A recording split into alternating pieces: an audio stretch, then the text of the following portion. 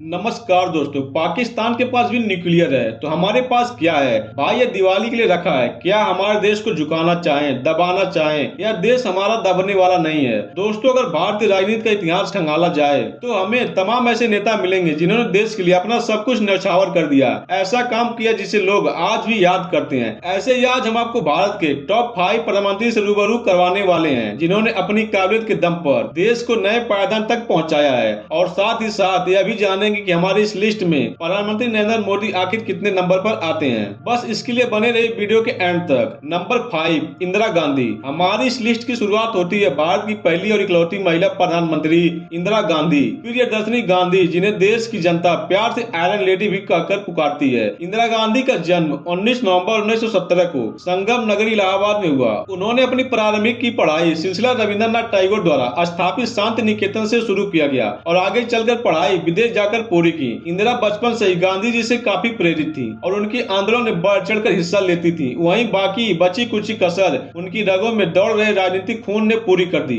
और देखते ही देखते वो अपने पिता यानी कि आजाद भारत के पहले प्रधानमंत्री पंडित जवाहरलाल नेहरू की तरह राजनीति में कूद पड़ी। 16 मार्च 1942 में इंदिरा गांधी की शादी फिरोज खान से हुई, जो कि धर्म से पारसी थे, लेकिन उनका साथ ज्यादा दिन तक नहीं रह सका। 1960 में केवल 48 साल की उम्र में ही फिरोज गांधी हार्ट अटैक से निधन हो गया। इस घटना के बाद इंदिरा अंदर से पूरी तरह से टूट गईं, बिखर गईं, परंतु उनका हौसला कम नहीं हुआ और जनता के अपार प्यार के चलते सन 1966 में उन्होंने देश के तीसरे प्रधानमंत्री के रूप में शपथ ली। प्रधानमंत्री बनने से पहले इंदिरा जी संगठन की विभिन्न जिम्मेदारियां निभा चुकी थी। वो कांग्रेस की अध्यक्ष भी रह चुकी थी। यहाँ तक कि शास्त्री जी की सरकार में सूचना एवं प्रशासन विभाग की मंत्री भी रह चुकी थी। ऐसे में उन्होंने केंद्र राजनीति की अच्छी खासी समझ हो चुकी थी, जिसकी बदौलत उन्होंने तमाम उलटफेर किए। बैंकों का राष्ट्रीयकरण इंदिरा जी की देन थी। 1971 में पूर्वी पाकिस्तान आजादी और विश्व के मानचित्र पर बांग्लादेश की नींव भी इंदिरा गांधी की सपोर्ट से ही रखी गई। इंदिरा ही थी जिनकी ललकार के आगे पाकिस्तान सरकार को अपनी नाक रगड़ने पड़ी थी और 1971 में हुए भारत पाकिस्तान युद्ध के दौरान दुनिया उनका दुर्गा की रूप भी देखा था।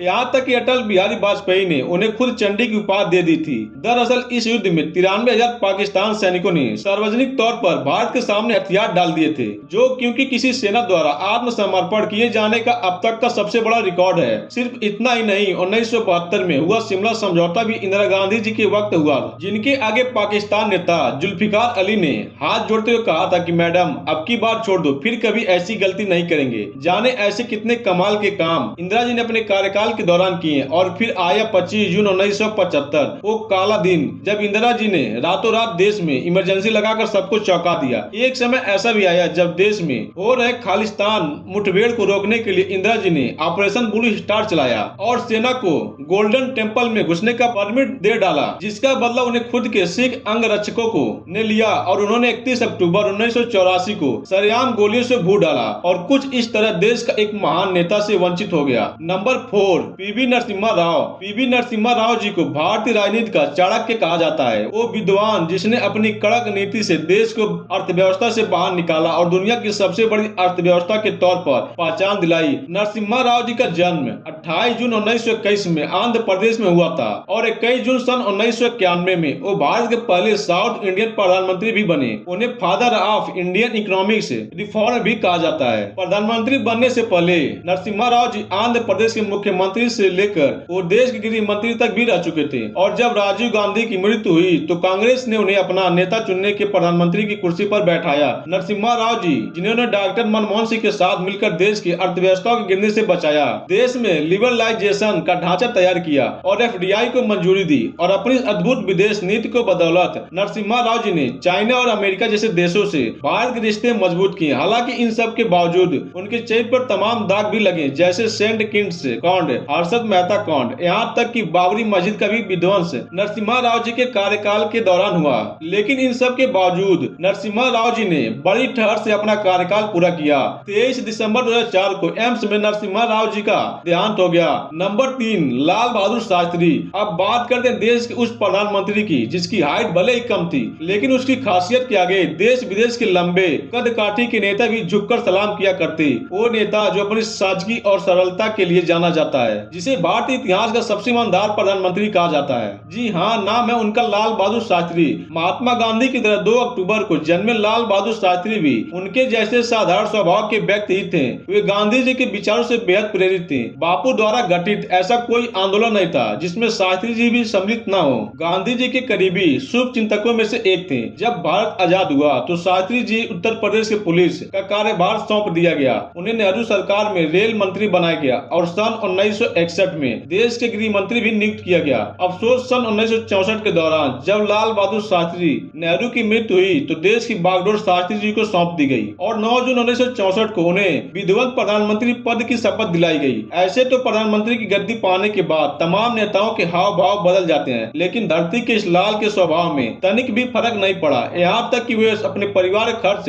सरकारी खजाने से नहीं अपनी खुद की तनख्वाह से चलाते थे। सन 1965 में जब पाकिस्तान भारत पर धोखे से आक्रमण कर दिया तो शास्त्री जी ने उनकी हर ईंट का जवाब पत्थर से ही दे दिया और उनको घुटने पर लाकर खड़ा कर दिया। इस छोटे कद के नेता ने भारत का कद झुकने नहीं दिया और जब जब दुश्मनों ने उन्हें घेरने की कोशिश की तब तब उन्होंने मुंह तोड़ जवाब दिया। शास्त्री जी को पाकिस्तान से लेकर अमेरिका तक बेचारा कहा करते हैं। उन्हें वक्त आने पर अपनी बेकार बहादुरी से सबको हैरान कर दिया। चाहे हरित क्रांति हो या चाहे श्वेत क्रांति या फिर भारत में अकाल जैसी परिस्थितियों की शास्त्री जी ने हर मुश्किल का डटकर सामना किया और देश की जनता को आत्मनिर्भर बनाने के लिए प्रेरित किया। साथ ही जय जवान जय किसान का नारा भी दिया। 10 जनवरी 1966 में रसिया के टांग गंड शहर में पाकिस्तान के युद्ध के बाद समझौता करने के 12 घंटे बाद ही शास्त्री जी की दिल का दौरा पड़ने से मौत हो गई, जिसे उनके परिवार सहित तमाम लोगों ने रसिया द्वारा लगाई गई एक सोची समझी साजिश बताया। लेकिन उनकी मौत के 56 साल बाद भी आज तक के रहस्य बना है। बदकिस्मती से इस महान नेता ने मात्र 18 महीने देश का नेतृत्व किया,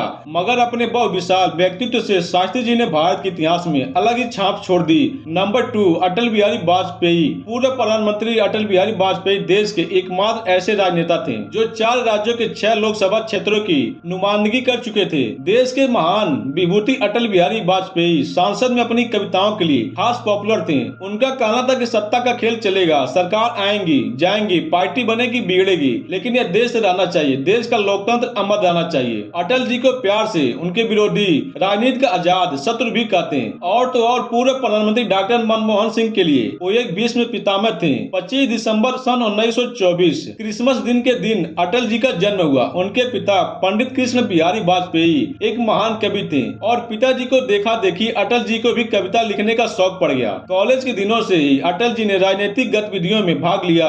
इस दौरान वह आरएसएस से भी जुड़े, संघ के शाखा प्रभारी के रूप में कार्य किया। अटल बिहारी वाजपेयी सन 1942 में राजनीति में उस समय आए जब भारत छोड़ो आंदोलन के दौरान उन्हें गिरफ्तार किया गया और 23 दिनों के लिए वो जेल भी गए। 1957 में जनसंघ के टिकट पर वो बलरामपुर संसदीय सीट से लोकसभा पहुंच गए और फिर कभी पीछे मुड़कर नहीं देखा। यह वाजपेयी जी का साधारण खासियत थी जिसे देखकर उस वक्त के प्रधानमंत्री पंडित जवाहरलाल नेहरू ने भविष्यवाणी की थी, वाजपेयी एक दिन देश के प्रधानमंत्री जरूर बनेंगे। सन 1977 में मोरारजी देसाई की नेतृत्व वाली सरकार में अटल जी विदेश मामलों के मंत्री बने और संयुक्त राष्ट्र महासंघ की हिंदी भाषा से संबोधित करने वाले पहली भारतीय नेता भी बने। इसके बाद सन 1980 में जनता पार्टी में हुई अंतर कलह के कारण अटल जी ने अपने कुछ पुराने साथियों के साथ मिलकर भारतीय जनता पार्टी का गठन किया और 16 मई 1996 में उन्होंने प्रधानमंत्री की शपथ ली। लेकिन यह सरकार सिर्फ 13 दिन तक ही चली, जिसके बाद 1988 में वह दोबारा प्रधानमंत्री पद के लिए चुने गए। लेकिन बदकिस्मती से मात्र 13 महीने में ही उनकी कुर्सी छीन ली गई। 13 अक्टूबर 1999 में अटल जी ने अपने दम पर पूर्ण बहुमत की सरकार बनाई और डंके की चोट पर अपना कार्यकाल पूरा किया। इसके बाद अटल जी द्वारा सोची गई रणनीति और उनके द्वारा विकसित की गई कार्यशैली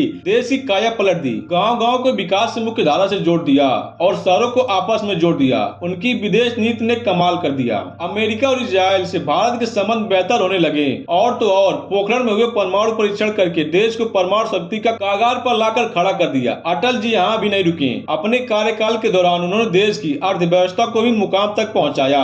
उन्होंने 6 से 14 साल के बच्चों के लिए मुफ्त शिक्षा का जन आदेश जारी किया और ऐसी तमाम नीतियां लागू की जिसका फायदा जन जन ने उठाया। 2014 के बाद अटल जी ने राजनीति से टाटा बाय कर लिया और 16 अगस्त 2018 के दिन उनका निधन हो गया। नंबर 1, नरेंद्र मोदी। हमारी इस लिस्ट में पहले पायदान पर आते हैं देश ही नहीं विश्व के सबसे शक्तिशाली नेता नरेंद्र मोदी। वो हस्ती है जिसने डूबते भारत को सूर्य का उदय दिया। उसे विश्व के सबसे ताकतवर देशों में शुमार किया गया और अपनी काबिलियत के बल पर बड़े बड़े देशों को घुटने पर लाकर खड़ा कर दिया। नरेंद्र मोदी जी जिनका बदौलत आज भारत विश्व गुरु बनने के कगार पर है। अमेरिका और रूस जैसे तमाम ताकतवर देश हमारे दोस्त हैं और हमारा सम्मान करते हैं। भारत को इस बुलंदियों पर पहुंचाने वाले नरेंद्र मोदी जी का जन्म 17 सितंबर 1950 में हुआ और वो बचपन से काफी मेहनती भी थे। पहले वो अपने पिता के साथ चाय के ठेले पर काम किया करते और फिर आरएस ज्वाइन करके देश सेवा में लग गए। 2001 में मोदी जी ने गुजरात के मुख्यमंत्री के तौर पर शपथ ली और अपने कार्यकाल गुजरात का आईना भी बदल कर रख दिया और फिर साल